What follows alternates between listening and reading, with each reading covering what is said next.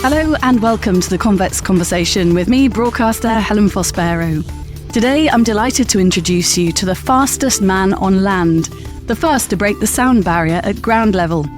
Wing Commander Andy Green OBE is a former RAF fighter pilot and has held the world land speed record since 1997 for the best part of 3 decades.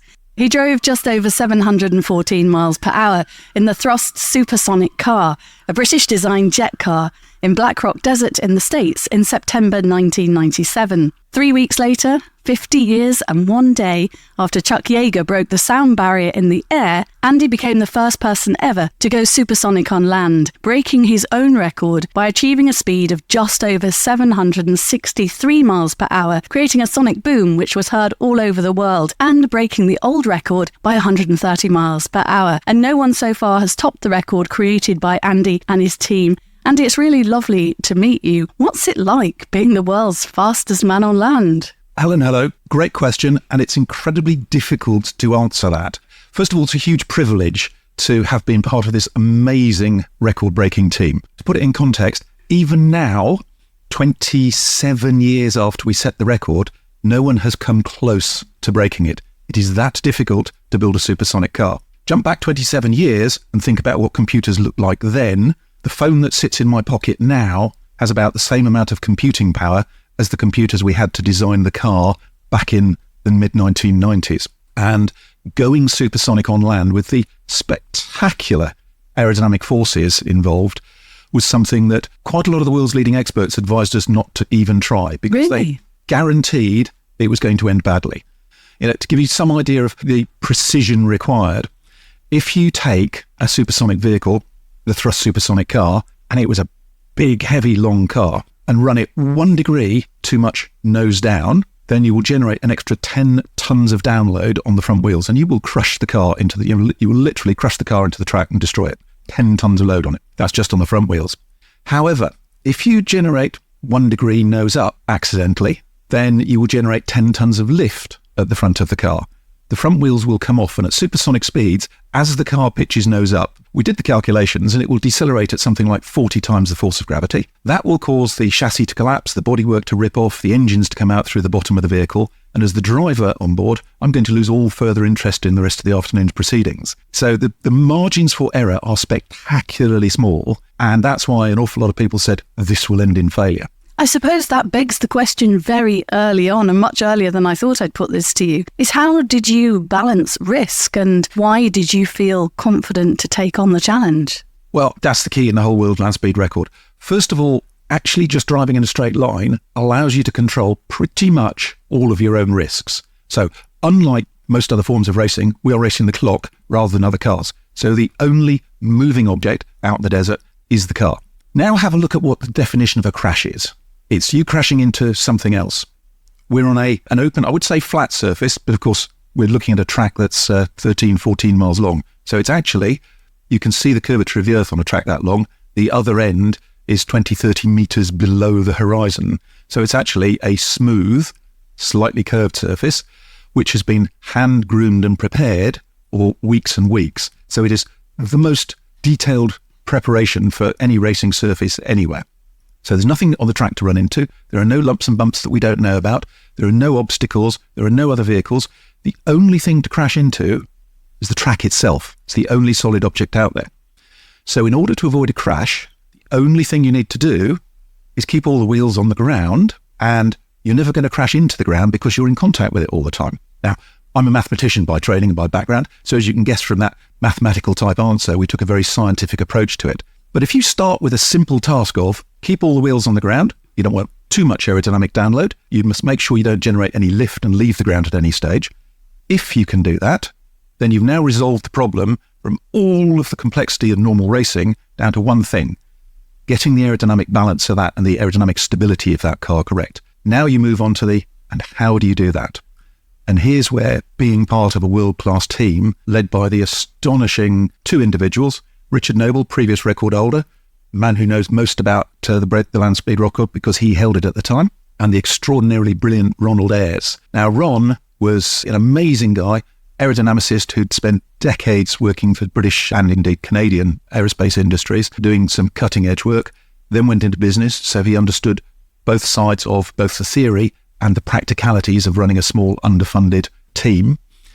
And he managed to find a way of researching how to keep the car on the ground at all speeds. He literally invented a new aerodynamic research technique for about the first time in 50 years by blending outdoor wind tunnel testing, which is using a supersonic rocket sled that the MOD normally uses to test weapons, and comparing the results of that with this modern newfangled technology of computational fluid dynamics. Now, in the modern world, we all take that for granted.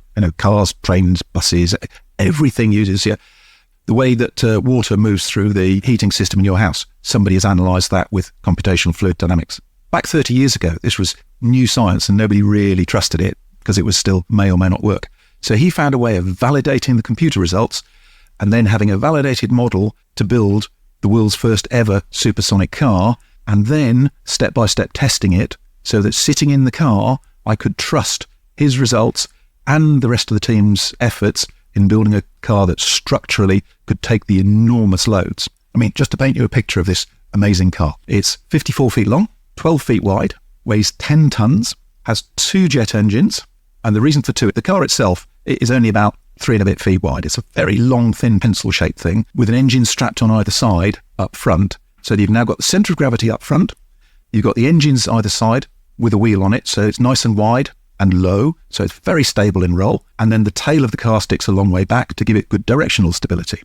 So the 2 engines were to make it stable. But you've now got a 54-foot long, 12-foot wide monster of a vehicle. 2 afterburning, reheated military jet engines made it by far and away the most powerful racing car ever to run on the planet. You can't really equate it to brake horsepower because, of course, it generates thrust rather than brake horsepower. But if you do the thrust, what we call the thrust horsepower equivalent of how much energy you're generating and how quickly and how fast, you finish up with a number around 100,000 thrust horsepower. Oh my goodness. At high speed, which is a sufficiently crazy number. It's like 100 Formula One cars.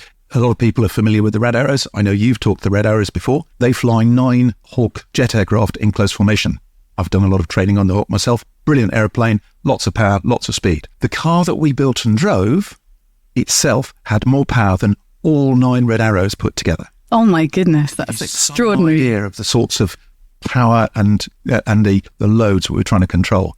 So having a team that could build a car to do all of that, control all of that, and then keep it on the ground gave me the confidence to drive that car up to and including faster than the speed of sound. Even though obviously all that work, all the engineering, all the science that went into that attempt in 1997, does it surprise you at all that this many years on, nobody's managed to beat it? Because science and engineering and technology has moved on at an exponential rate, hasn't it, since the end of the 90s, I'm guessing? Hugely. And of course, could we build another supersonic car tomorrow? Yes. Why don't we? Well, first of all, it's a challenging environmental and commercial space in which to try and get not only the funding, but all the rest of the support. You need to find a track that's 15, 20 kilometres long, at least somewhere in the world with the right weather and the right surface and all of the funding to do that and the technology, and convince somebody's military that you can borrow one of their state-of-the-art jet engines. There's a lot of hurdles, all of which is possible, but they're not easy. No. And the separate question about, and why do you want to do this? Yes. We actually tried to do that relatively recently. Unfortunately, the project was stopped in its tracks by COVID, and we were looking to try and turn this into the ultimate show and tell for science and technology. So it's going to be the world's biggest global education program on science and technology by building a car fully open source, running it and sharing all the data live, open source to a global audience. Of course, in the internet age, we can do that. And we were going to build this project carbon neutral. So synthetic fuels, solar powered desert camps, electric support vehicles, the full Monty. It was going to be a genuinely world first in straight line racing and world record breaking. And then COVID came along and everything stopped. But actually, that still ignores the fact that it was so extraordinary to get a vehicle supersonic in 1997. One of the things I'm kind of glad I didn't know at the time, because it would have made me a little bit more nervous, is that NASA's Jet Propulsion Laboratory was following this in some detail, we were told later. And they actually had a sweepstake going about how far we would get before we gave up. Because their assessment, well, even from a NASA point of view, is this was probably impossible. So even though technology has moved on a lot, going supersonic on land is still extraordinarily difficult. How did the team find you, Andy? You spent many years in the RAF as a fast jet pilot flying, I think, Tornadoes, Phantom. Obviously, you mentioned the Hawk. But why you? How did you all come together? Because you've got to find somebody willing to do it and keen to do it.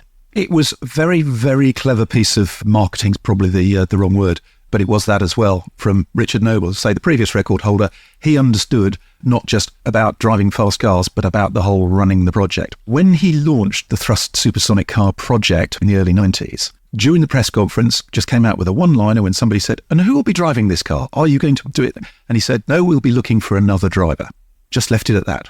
That was the one-line advert to go and find. Now, what was the chances of me actually reading an article written by one of the journalists in that room? It was quite small. But the point is, if you're the right person to do that job, that line will find you. Not only actually did I read that article, but 2 or 3 people phoned me up and said, "Have you seen this article? Don't you think that's the sort of thing you ought to do?" And they shortlisted 16 people who applied for the job. They had a lot of applications, obviously. They finished up with about 30 serious applications, shortlisted 16. Then another brilliant stroke at the team's part was to get the Centre for Human Sciences down at Farnborough, the human performance specialist, to design a selection process over several months, where once a month we'd go down there for a day and just do a batch of incredibly detailed and demanding tests. So we started off with a shortlist of 16, and then a month later we turn up, there's only 8 of us. The 16 included a couple of race drivers, a couple of airline pilots, and a lot of guys with my experience, military or ex-military. By the time we're down to 8, it's all military fast jet, which wasn't really a surprise because that's kind of the most relatable skill. Then we're down to 5, and then suddenly we're down to 4, and from that, I was lucky enough to get offered the job. And while we were doing that, Richard also had alongside us a BBC film crew making a documentary about the whole thing, because this is a way of not just selecting the driver as an objective way of doing it, but also a way of showcasing the fact that the team were doing something to the highest standard. Normally, you'll get somebody who goes, "I want to break the land speed record, put a team together, and I'll be driving the car." Now, we've thrown it open to the most qualified people anywhere who want to apply for this job, and we're looking to choose on an objective basis who they think was going to be the best person to drive the car. That is the sort of team I would want to work for, and it was a great way of showcasing right from day one the approach that this amazing team was going to take. And I know when I auditioned when I was a very young journalist for Blue Peter with Anthea Turner that there are no prizes for second. How did you feel, Andy, when they said that it's you? Because there'd be some disappointment, I'm guessing, from the others who got very close to that position. Well, it was, unsurprisingly, we were all sort of a generation, and the other 3 I knew were all current or ex-military fast jet pilots, so we all knew each other. We were all aware of the fact that only one of us can come top of that pile, and it was a close-run thing. We all knew that any single one of us could have done the job. I was lucky enough to crack it on the day, but I could just as easily have finished up in the audience applauding somebody else up on the stage. So I was hugely grateful to get the opportunity to be part of that team. Had I not got that, there were 3 other equally good candidates there who could have done the job. So how involved were you in the, say, for example, the build of the car or testing the car? What stage was the car at when you joined the team? I was very lucky to get involved relatively early on. The initial design of the aerodynamics and the shaping of the car had been done, and the chassis was now starting to be constructed. So it was literally just starting as a steel framework to start growing off the workshop floor. And as it built, I was in the fascinating position of talking to the engineers and the designers, and they're saying, "Okay, so this space here is where the cockpit's going to go. What do you want in it?" Now, there's an interesting question. A big button saying on and a steering wheel. Do you actually need a steering wheel? Could you control the car? And that's the bit where you say, okay, so what are we actually trying to achieve here, and how difficult is it going to be? The rules of the land speed record, and there aren't many, you look at the rule book for Formula One, and you and I are just old enough to remember what a phone book looks like. The rules for the land speed record, if you write them in large letters, go about halfway down one page. You've got to have at least 4 wheels. You've got to have an onboard driver. The interesting bit that's never been tested is the driver on board has to wholly and continuously control the car. So you can't have it driven from outside. You can't have computer-controlled steering. And if the car's that unstable, you've designed it wrong, so you shouldn't need it. The driver should be in control of the power and the brakes and the brake parachutes and whatever. So absolutely, it is a racing car and it is about human performance. So right there, you've got the outline. So I'm going to need some levers and and switches in the cockpit to make that sort of stuff happen, and a steering wheel. Do you need to steer if you're going in a straight line? Well, We can discuss in a moment what it was actually like to drive the car in detail, but yes, it turns out that I needed full steering lock and a bit on a couple of occasions. Did you? At 600 miles an hour, because when you're travelling at that speed, the faster you go, the less grip you get from the surface. Any tyre on any surface works, and when you're running solid metal wheels on a slippery, muddy desert surface, you finish up with very little grip at supersonic speeds. You are literally skimming across the surface, and even a gust of crosswind will just push the car to one side, and you will have to put a steering input to straighten it up. If there's anything else pulling the car around, which there was, then you're going to need steering, power, brakes, brake parachutes. I've got 2 fairly complex military jet engines, and the hydraulic systems and the electrics and the braking systems. So all of a sudden I have a cockpit full of gauges and switches to switch on all of these pumps and to monitor the systems to make sure everything is working at the start line, and that I can control the bits that I need to. We don't know exactly what that's going to be, and we may want to do some runs with the hydraulics in a different mode, or the steering, or use one brake parachute rather than the other. So I need to be able to select all of these things differently to test them. And suddenly the cockpit design is starting to come together. So that's the cockpit. You've built the car. It's now coming together, starting to put it on its wheels. How are we going to test it? What's the first run? Are we going to go 500 miles an hour on the first run? Or are we going to do 50 miles an hour? Step by step, aerospace testing says you start at 50 miles an hour and just check the steering and the brakes work. Sure enough, the steering didn't work. One of the bearings was a bit tight. Back into the workshop, put it back on its wheels, test it again. It's absolutely fine. Problem with the brakes, they're a bit snatchy. Just the sheer hydraulic assistance of the brakes was too much. So we reworked that. Plus, the brakes won't be used at supersonic speed, but they will be spinning with the wheels at supersonic speed. When you're travelling at supersonic speeds, the wheels are rotating 8,000 times a minute. The wheel rims are pulling 35,000 times the force of gravity. So you're not using rubber tyres. They will tear to pieces long before you get there. You're using solid forged aluminium wheels, a very special high-density alloy, and thanks to High Density Alloys, the firm that made them, and Dunlop that did all the machining, not only the wheels, but the lightweight carbon fibre brakes, as I say, we won't use at supersonic speeds, but they will be spinning at 8,000 revs a minute because they're bolted to the wheels. And carbon fibre discs have this curious effect where when they're cold, they have very little friction, and as soon as they heat up, the friction just ramps right up. That's why racing cars, you see them going around warming the brakes up before they start. But of course, you can't do that in a land speed record. You start with cold brakes, you get to peak speed, you start to slow down, and then you put the brakes on and they suddenly warm up. So working out how much pressure to put on to get the brakes warm without locking a wheel at 200 or 300 miles an hour, which would be bad, was part of the test program. So we're stepping the speeds up bit by bit. All of that is just to work out how to make the wheels and the brakes and the steering and everything else, and how to actually handle a 54-foot long, 12-foot wide, 10-ton jet car, and how to refuel it with up to a ton of fuel for the high-speed runs and reload the parachutes. Before you get to any of the difficult stuff, like how do you actually trim the car for that aerodynamically neutral, not too much download and not too much lift? Because as I mentioned earlier, 1 degree too much download at the front, you will crush the car and destroy it with 10 tons of download. A degree too much at the front, and you will generate 10 tons of lift and destroy it by it coming off the ground in a violent and uncontrolled fashion. So you are looking at a fraction of a degree, which the computers have predicted, but as ever, the difference between a computer model simulation and what actually happens on a desert surface, which isn't solid, it's slightly porous and slightly plastic and slightly compliant, running on a car with suspension and a whole bunch of other things that in the 90s we couldn't model accurately. We had to find out step by step and then trim the car aerodynamically bit by bit as we gradually ramp up through 600 and 620 and 630. We did dozens of runs at or above the previous record, and we were the first car ever to make 700 miles an hour. We did 14 runs above 700 miles an hour before we actually got the supersonic record, just to trim and adjust and balance the aerodynamics to make sure the day we did the supersonic run, the car was perfectly safe and everything worked. When you describe that steep learning curve, you really begin to understand why, for you as the driver, it's much more than just getting in that car and driving and being the fastest man on land.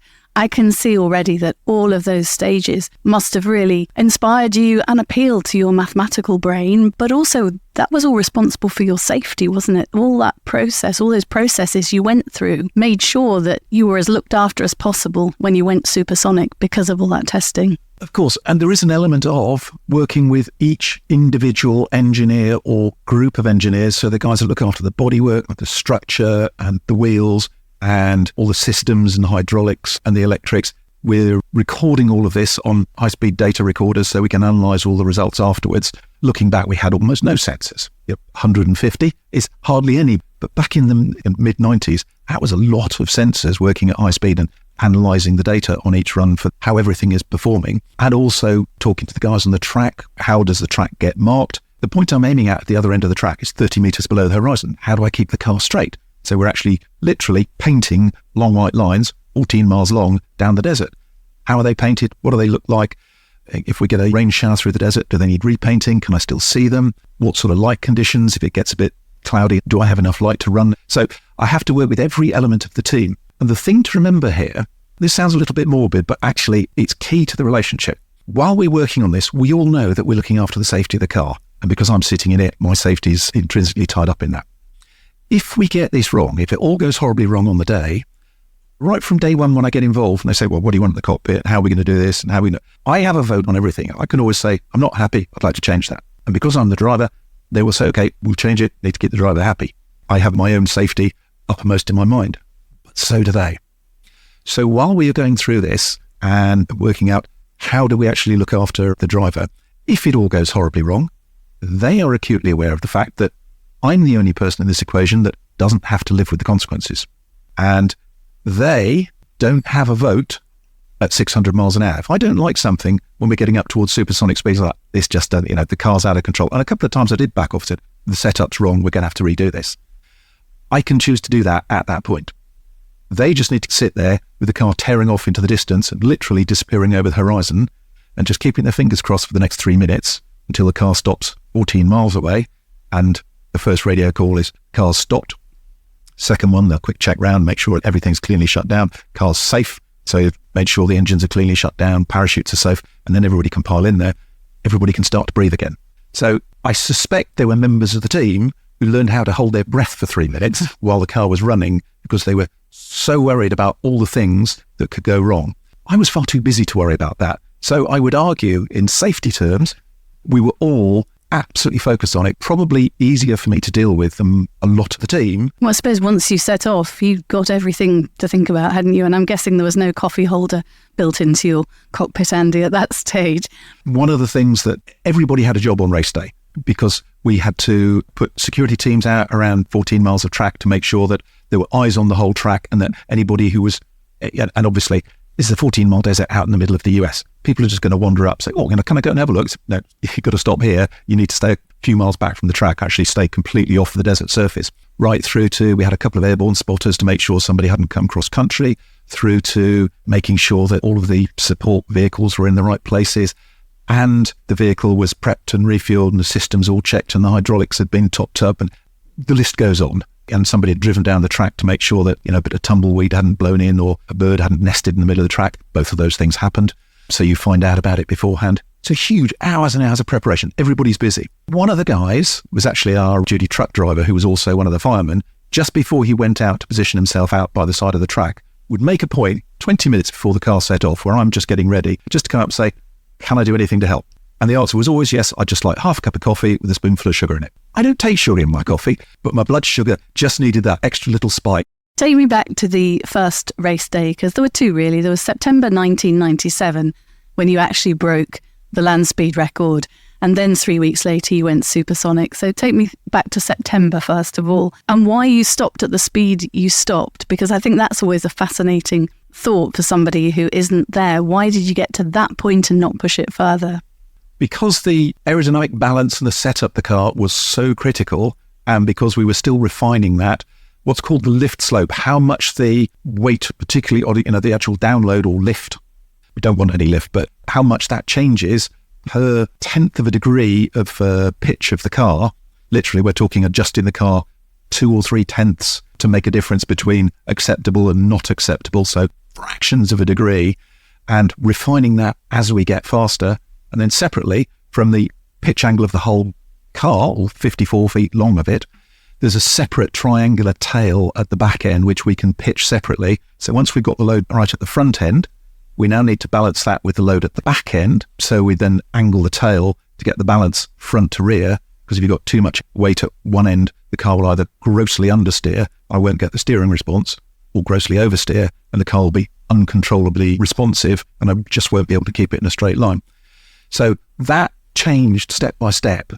And as we were discovering, also changed depending on the character of the desert surface. It's a natural surface, 14 miles long, and depending on how much rain it had over the previous season and how quickly it dried, and whether it rained last week, the desert will be slightly harder or slightly more crumbly. And you can measure the hardness. There are various different ways of putting a probe in to measure the hardness. And the softer the desert got, the steering response would then change and become more challenging. The steering would feel looser, the balance of the car would need to change. So we were compromising the car between the softer southern end of the desert and the harder northern end.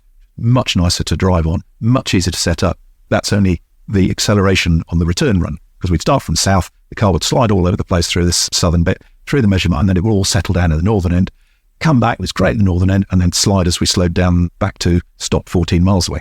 All of that is done step by step while we're balancing and testing the aerodynamics, and also testing this huge complex aerodynamic model that had been built a couple of years before and we're still validating. So every single run was between 0.01 and 0.015 Mach number faster than the previous one, which means nothing. Put that in English, between 7 and 10 miles an hour faster than the previous run. So the first day we did 700 miles an hour, and we just touched 700 a couple of days before we did that first record in September. And if you can do 2 runs within 1 hour in opposite directions with a certified FII timekeeper, which we now had on site by this stage, and they, of course, are also calibrating their equipment. If you can do it twice within 1 hour, you can apply for a new world land speed record. So we've done 702 miles an hour. We'll go back and see if we can do 710-ish the other way. And there was a minor problem with one of the sensors, and we said, actually, we're going to fix that and make sure everything's working. BBC documentary crew who were there and be following this were beside themselves with excitement. Oh, we're going to get a record. No, we'll do it when we're ready. So we are being very disciplined and very scientific and objective. Actually, we're going to fix this. It's going to be another hour or so. We won't get the record today. They were devastated. And it made me realise at that point how professional and objective and scientifically based this project was compared to the emotional, we're going to get a record today.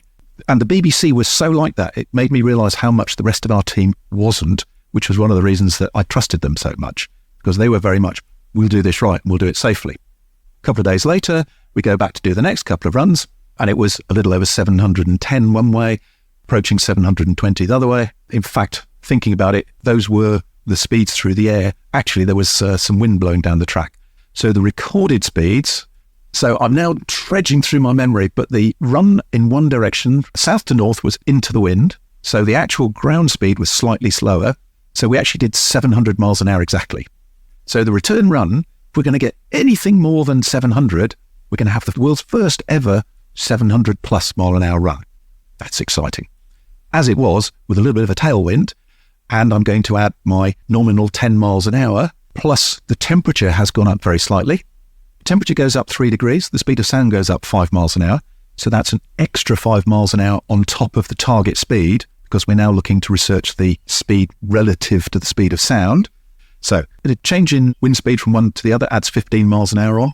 Plus we're adding 10 miles an hour for the increase, because we want to go slightly faster. That's 25 miles an hour, plus 5 miles an hour for the temperature, that's 30. My return run at 728 was therefore 2 miles an hour slower than my target. But I'll take that, because within 2 miles an hour for a 54-foot long 10-ton vehicle travelling at 700 and something, within 2 miles an hour is well within the test parameter. We get not only all the results of the aerodynamics are great, we also get the first 700 plus miles an hour land speed record, which was a huge relief to everybody. But of course, that still leaves us in the position of, we know this car can go faster. We know we've got some more research to do. It's the middle of September now. The weather in the Black Rock Desert in Nevada is a few weeks from going into winter, and the winter rains start, and that's the season done. And we'll never have the money to come back here. We are massively overdrawn. We're living on overdraft right now. So there's the pressure to crack on.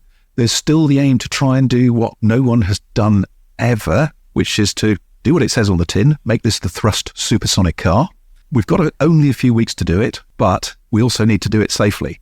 That's the tricky bit. So before we talk about going supersonic, I'm dying to ask what it feels like. What does it feel like at those speeds? How quickly are you accelerating? What are you seeing, Andy, when you're travelling at 600-700 miles an hour?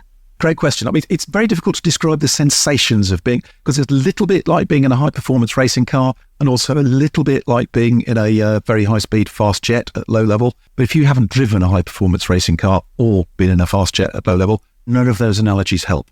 So instead, let me try and describe what was actually going on in the car while we were doing a supersonic run. So 15th of October 1997, the car is at the southern end of the Black Rock Desert, 14-mile long desert. We've spent months preparing the car for this. We've spent weeks preparing the track. We've spent all the previous day then getting ready for this run and getting the track ready, and all the bits are in place.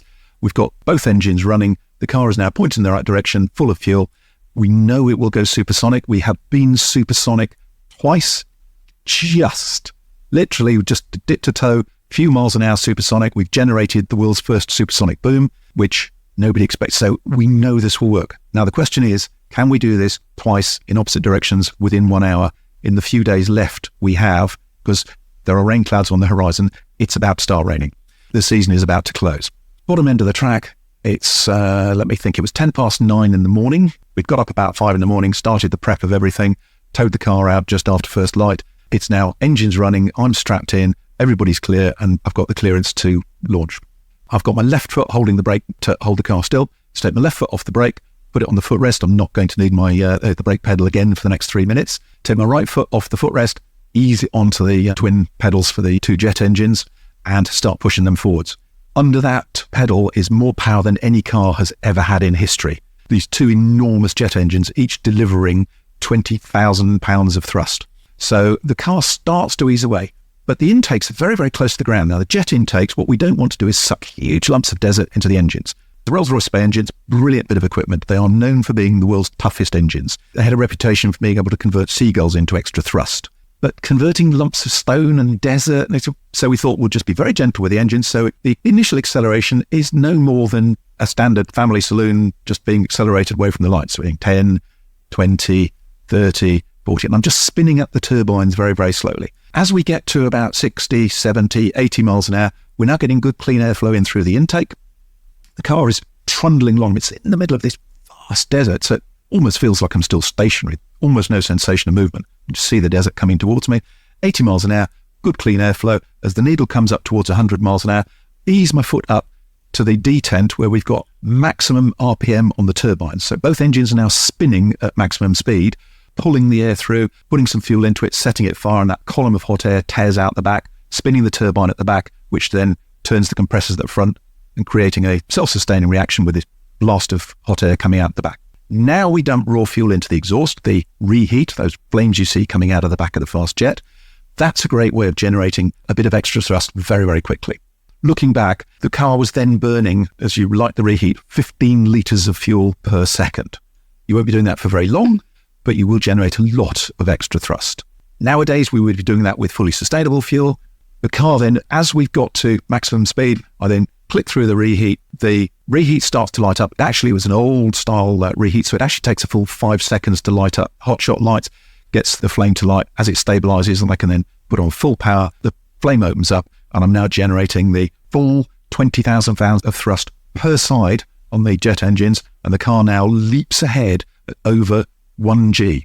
I'm accelerating faster than I would be falling off a tall building. So it's literally more than 20 miles an hour per second. So it's 200, 220, 240, 260, 280, 300. And it just keeps going at that rate. Up through 400 miles an hour, up through 500 miles an hour, approaching 600 miles an hour. We have spent ages checking that there's nothing out on the track. Apart from that day, the first record day, when we actually see a small flock of what may or may not have been crows. They were black and crow shaped and about 10 feet above my head going the other way at 600 miles an hour. to be technically accurate, probably they were going at 10 miles an hour. It felt like they were going 600 miles an hour to you. Boy, was that a surprise to me. I bet it was. My only consolation is probably more of a surprise to them. I'm not sure they've probably still recovered all these years on. And of course, going through 600 miles an hour, we now start to get the supersonic airflow. As the air is forced, accelerates over the top of the car and accelerates underneath the car.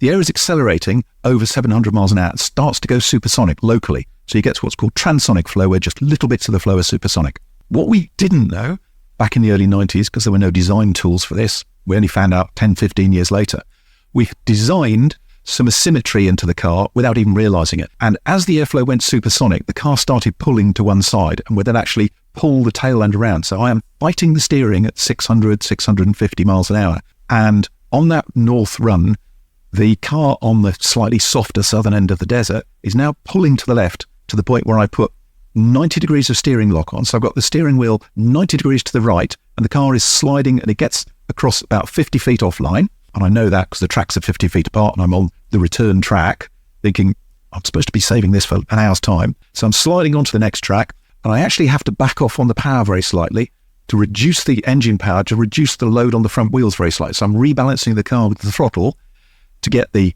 rear wheels to grip and to get the front end to come round, which works. As soon as it does, I have to get straight back on the power to keep the car accelerating or we won't get supersonic.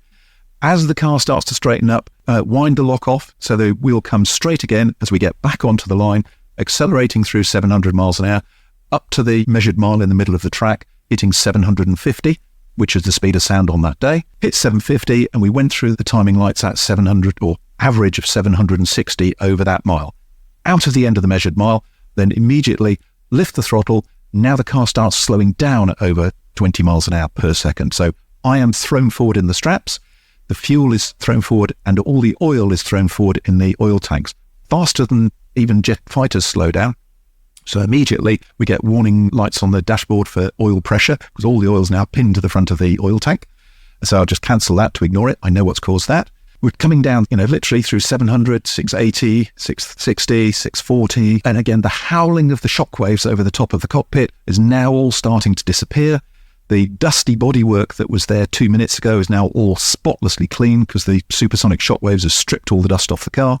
Coming down through 600 miles an hour, I'm now comparing the speed with the distance to go down the track until we hit the right numbers for the parachute to come out, which was around 540 miles an hour and about 3.5 to 4 miles to go. Once those numbers match exactly, punch out the parachute, brake parachute comes out, gives me an extra 6 or 7 tons of drag. So I'm straight back up to over 1 G of acceleration. I'm thrown forwards in the strap again. The oil lights come on as all the oil rushes forwards in the tanks. Cancel the warning, coming down through 400, 380, 360, all the way down to about 200 miles an hour. Having just done 750, 200 now feels like you can get out and walk. You're going so slowly.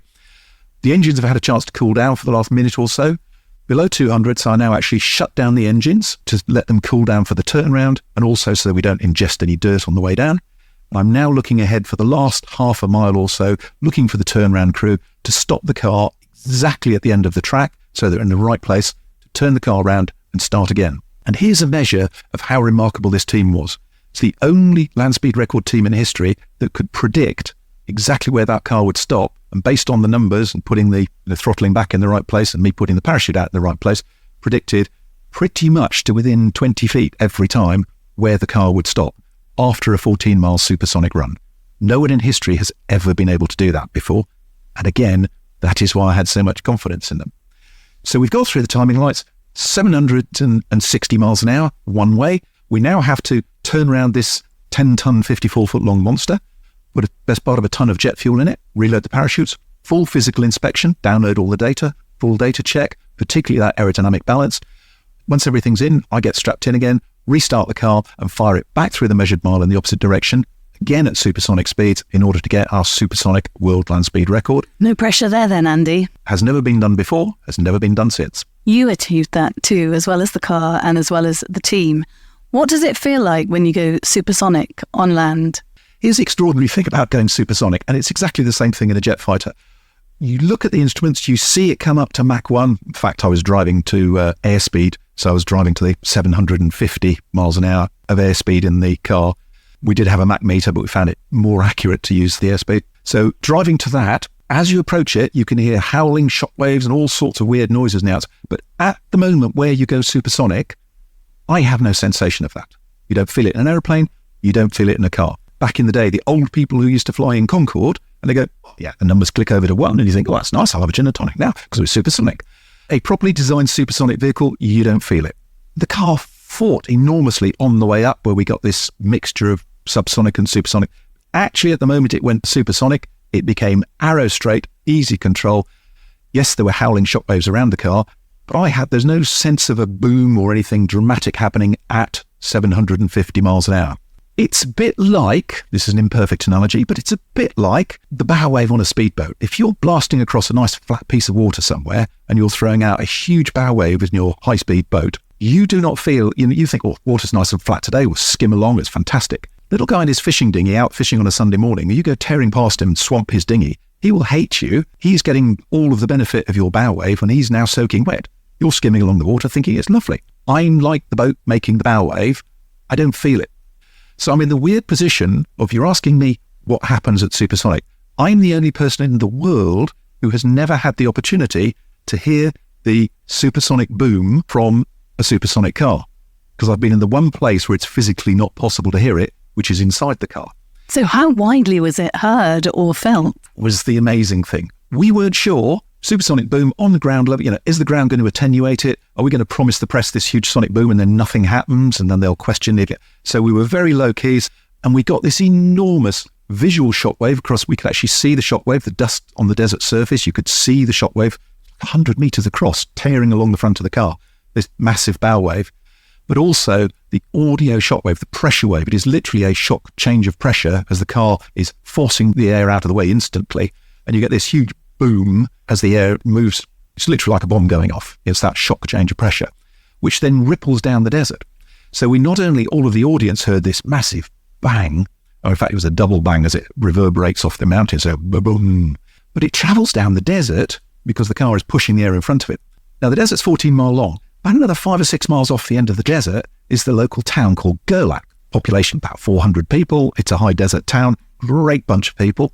The sonic boom rolled into town and there was a boom and everything in town shook. There were plates falling off walls. There were tiles dropping off the ceiling of the school gymnasium. We had all these reports afterwards. We all thought this was absolutely brilliant. Richard Noble, of course, was the project director. He is terrified. We're in America and we've just trashed the local town. He is expecting to get sued for the next 20 years.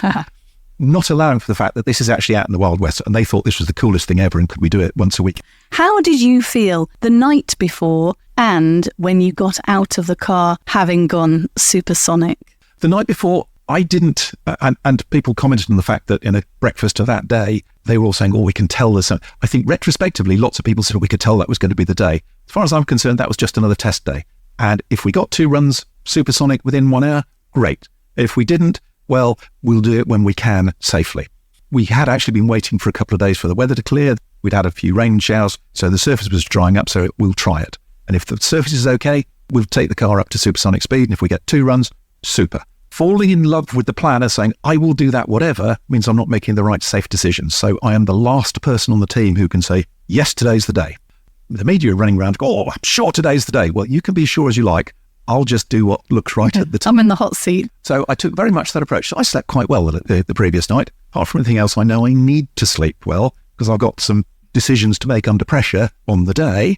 Never mind all of the getting up at 5 in the morning and helping the team to prep the car and making sure everything and everyone is in the right place and in the right mindset to do this.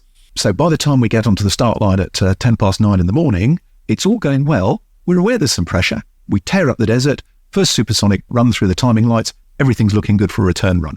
But there's still that pressure there, however much you want to. No, we'll just do it. 10 o'clock in the morning, we've had 50 minutes on our 1 hour clock to get back through the measured mile. We've got the car just about ready to start. And my crew chief, who is an incredibly relaxed, solid rock of a guy called Chris, absolutely super bloke, literally trust him with my life. He's at the back just connecting the electrical connectors for the parachutes because they were electrically fired. And that's the last thing we do as a safety check. We plug those in just before the engines start. And one of them won't go in. It's distorted slightly in the heat from the previous run, and he cannot get it to connect.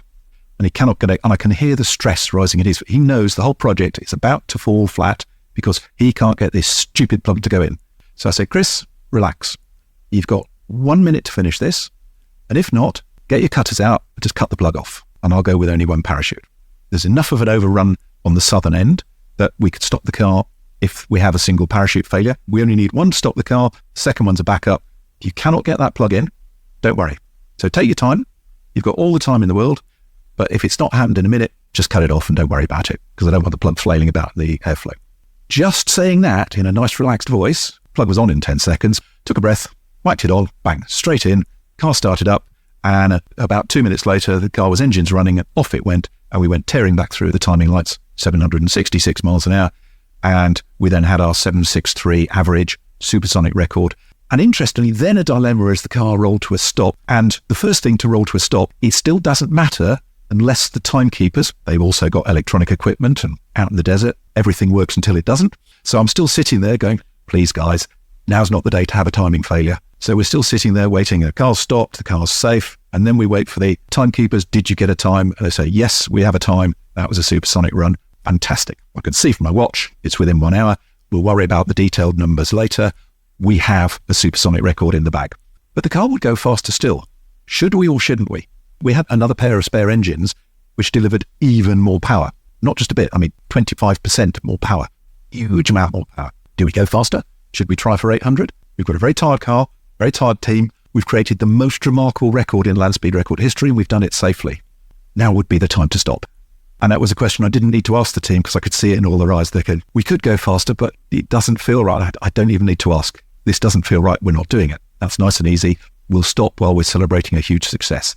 And it was a huge, we didn't realise how much at the time as we came back to the UK and found out it was front page news, it had been headline news, the BBC and Sky News was live broadcasting. It was fantastic. And it had made global headline news, and it was a great statement of not only the amazing magic of science and technology, but it was also promoting great British engineering in every sense of that phrase. It was just astonishing quality of engineering, British engineering on a global stage, and proving that this simple, relatively underfunded, small team using a pair of ex-military jet engines and building a car that even NASA said wasn't going to work could do something utterly extraordinary and make dreams come true and showcase the very best of British engineering technology on a global stage. Being part of that was the most extraordinary feeling, and something that we all were almost in shock when the car stopped.